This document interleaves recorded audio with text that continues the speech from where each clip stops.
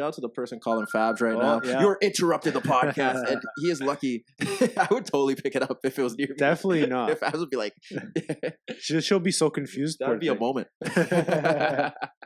But like I said, shout out to everyone. This is the best soccer/footy podcast in the world.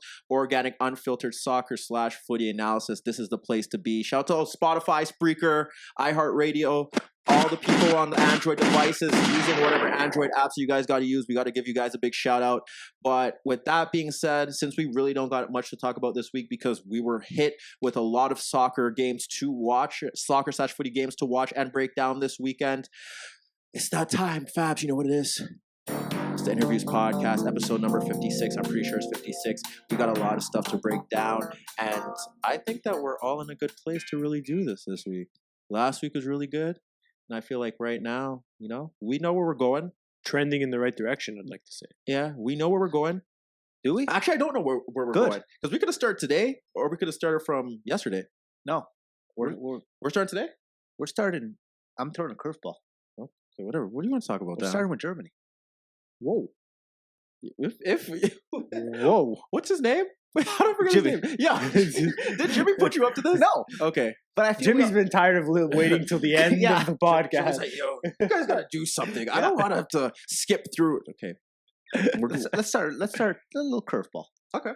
Start with Germany. Take it away, Dan. Tell us what happened. You got to set this. You got to set the stage, All right. buddy. So The floor is yours. You got to set the stage. I'll start with Bayern, and then we'll go to Dortmund after. But Why are we starting with Bayern? because I like them, and a shout out to Jimmy. So he did put you up to this. Hey, Jimmy, man. Jimmy, man. We know we're going to start with Bayern when they lose. Yeah, that's right. I've heard we have to come visit you, Jimmy. I haven't met you yet. But So yeah, let's start with Bayern. If I'm being honest, they played decently well in the first half. I think completely opposite the second. Surprise. Yeah, but what's his name? Who scored? Goretzka. That was, for me, that was my kind of goal, because that's the kind of player that I'm not going to compare himself to me, but I was just saying. no. But he made a fantastic defensive play, then goes up field and scores with that nice header on the other side. But I mean, look, this was a game that Bayern can't drop points in, and like I said, they looked very good in the first half. They had tons of chances, dominated the play, but that second half, I mean, that's a different Bayern team that comes out there, and if you want to be in the title race, which I still think they are, because Dortmund does what they do, and drop points.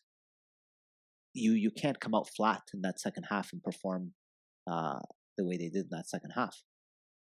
But now the thing is that Bayern, they moved to third because Gladbach won, right? Yep. They sit 7 points back. You know how I feel about points right now. My thing is that I keep waiting for these young cats to really do something and like really kind of engage in that pressure and kind of fall short. And for some, well, it was their chance this weekend. Yeah, it was their chance. But it's funny. I feel like that's the narrative of the whole weekend. Yeah. Is that there were chances for a lot of teams to make up ground, and very few did. Yeah. Or pull away. A little bit of both. Yeah. Right? Because at the end of the day, it's on both. Dortmund missed a chance to potentially put the nail in the coffin in the season. Right. But at the same token, Munich missed the opportunity to get back in there. Because the difference between 7 points and the difference between 5, I think mentally is massive. Oh yeah, and I it's almost what we said about, and we'll get to Liverpool later, but it's almost that same thing that happened with Liverpool when City dropped points to Newcastle, and then Liverpool ends up drawing to Leicester. Yeah. This was the same thing. Bayern dropped points, and Dortmund don't take it full advantage and only pick up one. But I mean, look, like I said, this was a good performance by Bayern in the first half and a completely opposite performance in the second half. They were completely dominated in the second half. But you have to look at it. That's not an easy ground to go to. I also don't think that's their best 11 that they could play. And we've always had an issue this season with Kimmich and Goretzka playing in that midfield. I don't think that's Goretzka's best position. And as we've seen throughout, I guess, the start of 2019, him playing higher has helped. And he's benefited from it. He's been scoring goals, right? But the word here for Bayern, and I think that word also applies for Liverpool, is the lack of control the lack of control that they have in midfield. They have no control in that midfield. And that game, even when they have Thiago and Martinez, there's just sometimes they go through a lapse where, you're expected to suffer at some point throughout the game. But when they suffer, it's really bad. And that was the case here. There was a feeling that eventually Leverkusen would be able to break away and hit them on the counter. And that's kind of what happened. I mean, the first goal, it's a pretty good free kick. I don't know how he's still at Leverkusen. He won't Chelsea, be for Chelsea were chasing him, wasn't he, last season?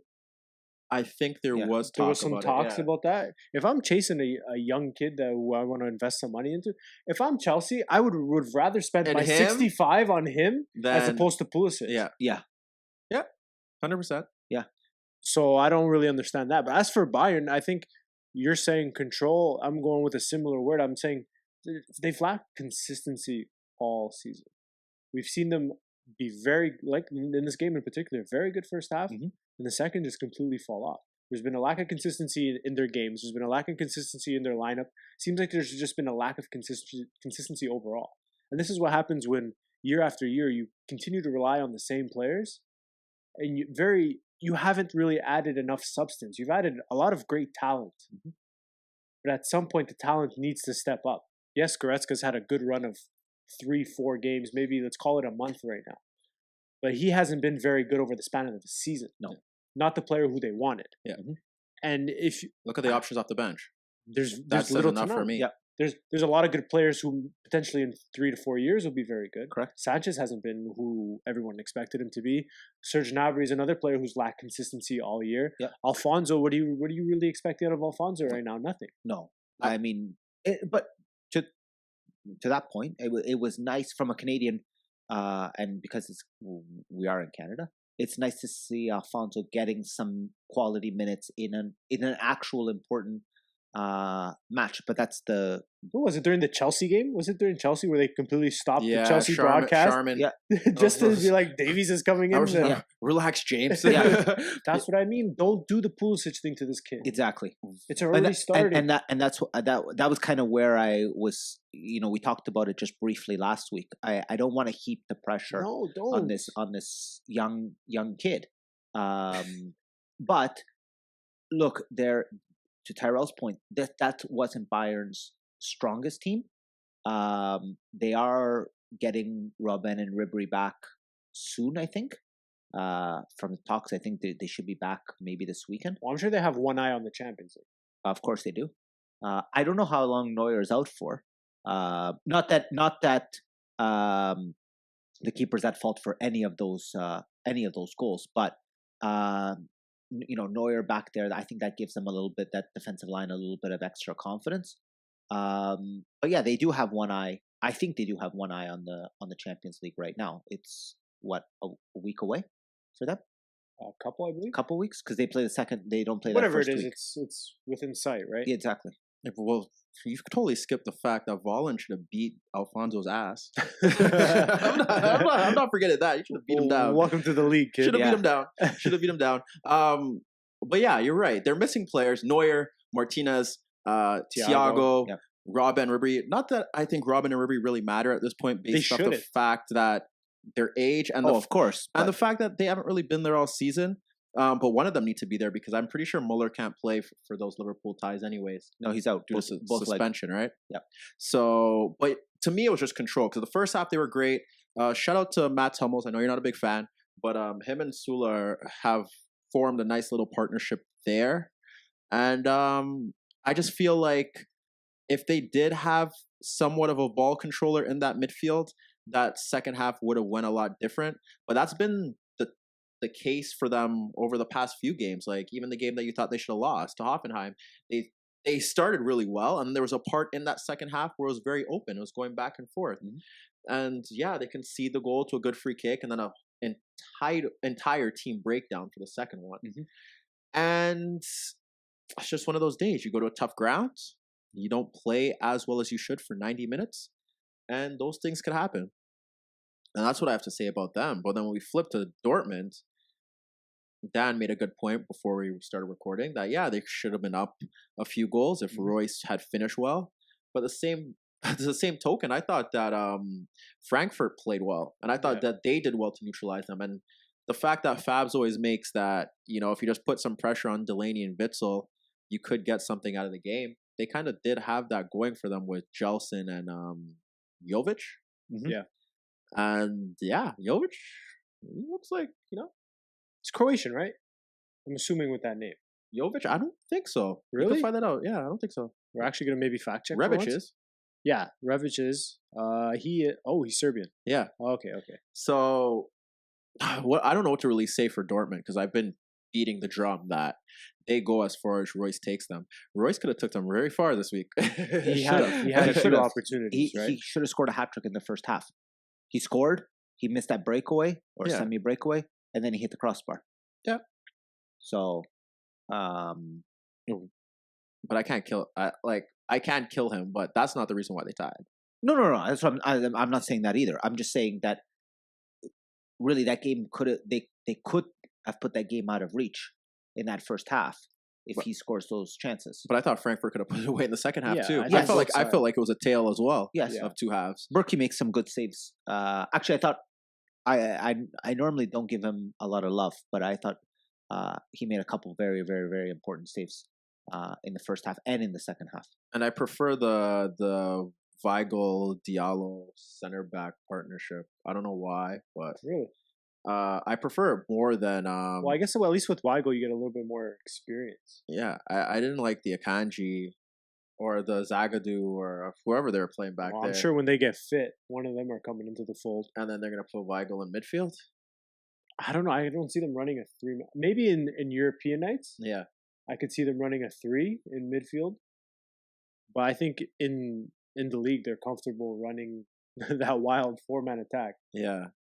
Because it seems to be working right now. It's working. They're getting enough out of Sancho, out of Guerreiro. Guerreiro's. By the way, shout out to him. Shout out to him on that goal. That was a great little run that he made. Yeah, he beat 3 or 4 guys with some very close control dribbling. He's another kid who always has a lot of talent. It's just in terms of fitness, right? Which seems to be a question with Dortmund, just in general. Is how are you going to continue to get out of this for the next 3 months?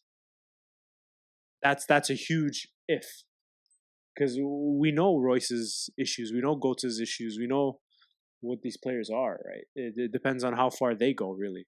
But for right now, it's working for them. And they've given themselves enough of a buffer where you can have a few of these nights. Yeah. Especially when Bayern aren't capitalizing. Mm-hmm. Exactly. Because we're getting to the point now where every game you get past and Bayern aren't making up ground on you. Better for you. Mentally, it's becoming more difficult and more difficult. And you're getting to that point where Dortmund are going to start playing games more comfortable. And it gives them more belief. Exactly. And you get to a certain point in the season where I feel like that mental belief just takes over and can be that final piece when you're on a night where you're lacking confidence, where that can push you over the edge. I mean, look, we've seen it happen before. I mean, to a lesser degree, but isn't that the reason how Leicester won that title? Was it 3 years ago now? It was that belief that turned into that snowballed, and then they felt that they could do no wrong. I know you're going to beat up on Tottenham for throwing that away. Beat up on all of them. Yeah, they were all terrible. But but that's what happened. All of a sudden, they gain that little bit of confidence, and the same thing can be said to Dortmund. I don't think they expected to be in this position. The longer this goes, that they keep the lead or they extend it by even 1 point or something like that. You know what? Games start to tick away, and then you're chasing, and then you're pressing, and that's how you make mistakes. I think if I'm Dortmund, you just want to keep this steady as it goes. It's not easy; it's easier said than done.